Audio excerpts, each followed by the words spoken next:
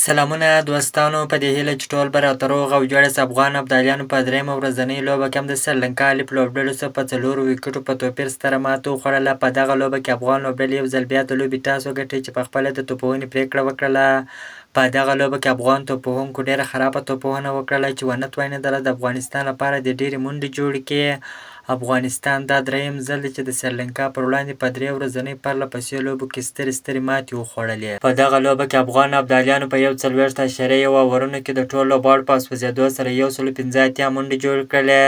د افغان لوبډلې په ګټه په توپونه کې ضیاءالرحمن اکبر تر ټولو زیاتې منډې جوړې کړلې چې 30 منډې جوړ کړلې. شهیدالله کمال به 25 منډې جوړ کړلې او ریاض حسن به 23 منډې جوړ کړلې. نور لوبغاړي ونه توانېدله چې د افغانستان لپاره د ډېرې منډې جوړې کړي. د 180 منډو هدف په تعقیب کې سریلانکا لوبډلې ډېره خوندوره په زړه پورې توپونه وکړله. په 30.3 اوورونو کې یاد هدف ترلاسه کړي چې افغان ابدالیانو ته په 4 ویکټو په درېیمه لوبه کې ستره ماته ورکړله.